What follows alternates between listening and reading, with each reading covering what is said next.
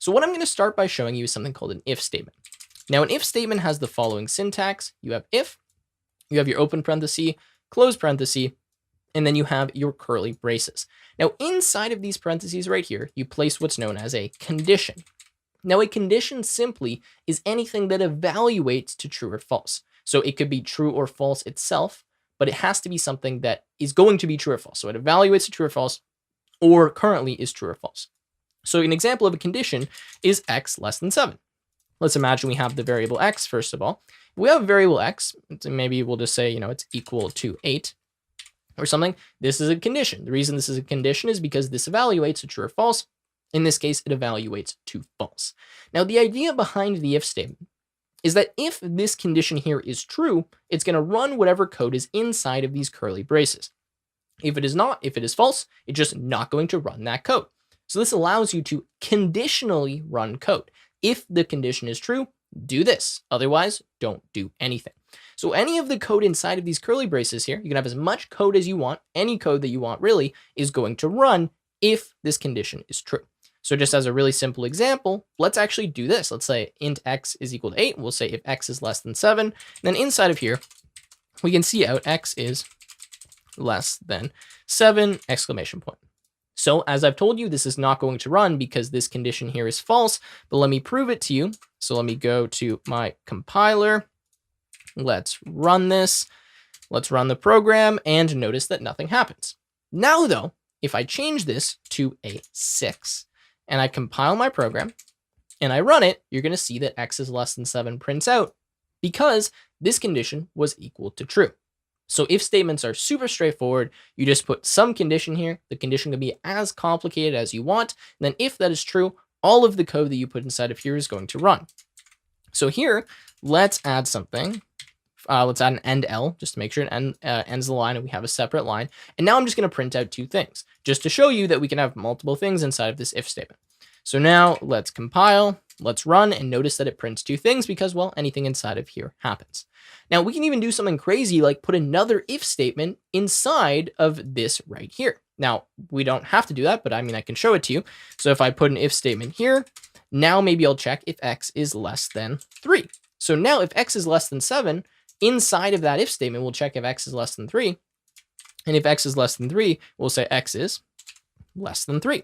And let's just make sure we add an end line here. So this is all going to work. And now let's try out this example. So let's compile. Let's run. And notice we get x is less than 7. X is less than 7.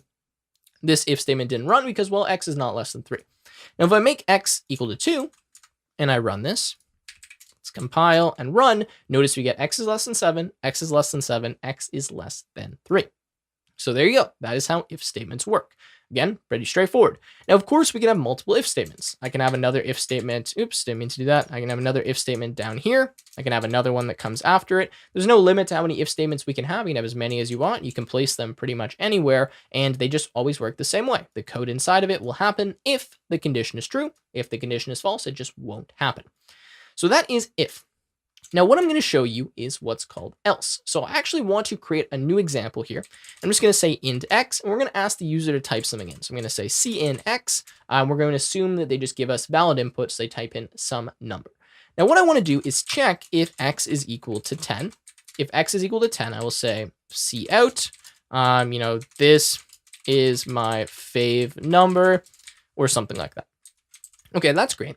But what if I also want to tell them when x is not equal to 10 something? So I want to tell them if x is not equal to 10 that it's not my favorite number. So I don't just want to tell them it's my favorite number, but if they don't type in my favorite number, I want to tell them it's not my favorite number. Now, how do you do that? Well, this is where we have something called an else statement. So the way an else statement works is that if the condition is not true, whatever else is here is going to run. So an else is a part of an if statement. Once you have this if here, you have the option, you don't have to, but you have the option to add an else. Now, the thing is, you must have an if statement before you can place an else. I can't just go down here and just type an else because this makes no sense. What else am I doing? There's no initial if statement. So you need to make sure that when you use an else, it comes after an if statement that you've already written. So we have our if statement. We check some condition. If this condition is true, we do this. If that's the case, whatever's in this else statement here, we just skip. We don't even concern ourselves with. But if this is false, Now whatever's inside of the else is going to run. So now if I go here and I say cout and, oops, didn't mean to do that. Say cout, and this is not, oops, this is not my fav number. So now if the number is not equal to 10, we will print out, this is not my favorite number. So let's just look at this example. Let's compile, let's run, let's print 10. When I print 10, this is my favorite number. Run again. When I print 11, this is not my favorite number. So whenever you have an if-else structure like this, one of these two things is going to happen, but never both. Only one of them is going to happen, because if true, then the if statement runs. Otherwise, the else statement executes. So that's the basic of if else. Again, this is optional, must come after an initial if statement. Now, what we can do here is we can have kind of a compound condition. When I say compound condition, I mean that we can check something else. So let's say I want to check if x is equal to 10 or x is equal to 9. So maybe 10 and 9 are both my favorite numbers. So then in this case, I can just say if x is equal to 10, or we learned about the logical operators in the last video, x is equal to 9. And if either of these two things are true, then it's going to say this is my favorite number. So we can compile the program, we can run, I print 9, this is my favorite number. Of course, we could do an and, but if we do an and here, this will never be true because x can never be equal to both 10 and 9 at the same time. So hopefully that makes sense. Now, inside of these if statements, we of course do not need to just print something, right? Like I can change the value of a variable. I can say x is now equal to 8 whenever we kind of get inside of this if statement right here. So just keep that in mind, that you are not limited to printing something out. As I showed you, you can add if statements inside of here. You can add all kinds of other code. What I'm showing you is really just the beginning. I would highly recommend you kind of experiment with this and see what you really can do with the if and else statements. Now, one thing I want to show you, because oftentimes people get confused here, is I'm going to add a cout at the bottom of my program. And I'm just going to say run. Now, since I'm doing this, I'm just going to make sure that both of these are printing out an end line, just so that, oops, this is going to happen on a new line. So I want you to ask yourself right now, when is this print statement here? When is this cout going to run? Is it always going to run? Is it only going to run if x equal to 10 or x equal to 9? Just going to make that change. Is it only going to run if x is not equal to 10 or not equal to 9? When is this going to run? Ask yourself that question. Now, the answer is that it's always going to run. The reason it's always going to run is that it's not inside any of these if statements, right? It's just like any other code that we would write in our main function. So we're going to do all of this. We're going to read it from top to bottom. And then as soon as this if and else statement is done, no matter what, we're going to run this piece of code. So let's just have a look.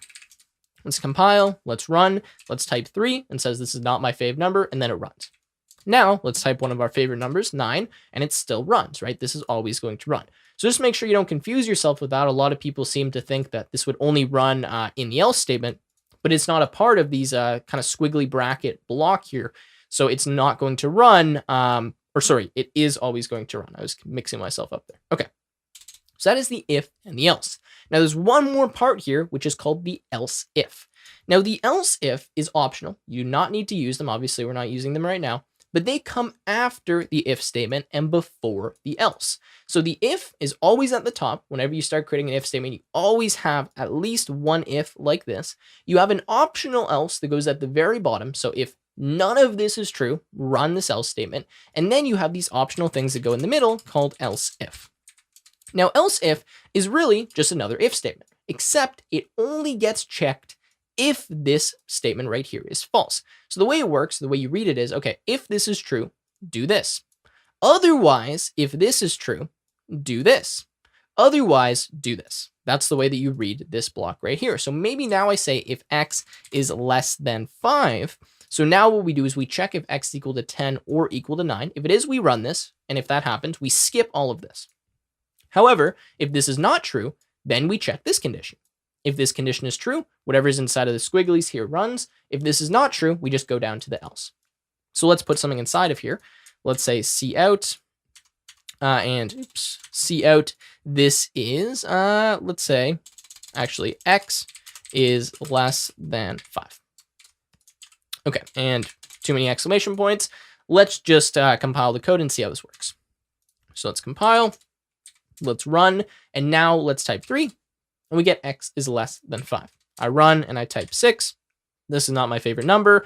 I type like -9. I get x is less than 5. So hopefully that's kind of making sense. But you can have as many of these else if statements as you want. So maybe I add another one right here. And now what happens is we check this. If this is false, we check this. If this is false, we check this. If this is false, we just go ahead and do this, right? There's nothing we need to check because this is the else statement. Of course, we don't need the else statement. As I said, we can completely remove it if we want, but if we have one, it needs to go at the very bottom.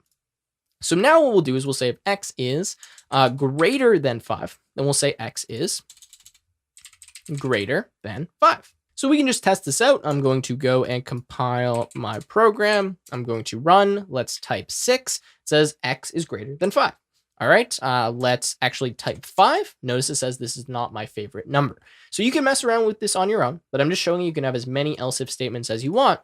But it's very important that you understand we do not check this condition unless the conditions above were false. So we're not even going to check if x is greater than 5, if x is less than 5, or if x is equal to 10 or equal to 9. Now just look at this though. If I make if x is equal to 10 right here, you might think that, well, both this and this should run. The reason why these will not run if x is equal to 10, or the reason why only this first one will run, is because the way that this works, if this is true, we run this and we completely ignore the rest of the statement because these are all else's, right? Only if this is false are we checking all of these ones. So just make sure you really understand that if I make this the same as one of the earlier conditions, well, if one of those conditions is true, then this is never going to run. It'll never run because the thing above it will run before. So hopefully that's clear. Now, some of you may be asking here, you may be like, well, what the heck is the point of this else if? If anything, it just makes it more complicated. Why don't I just have a bunch of separate if statements, right?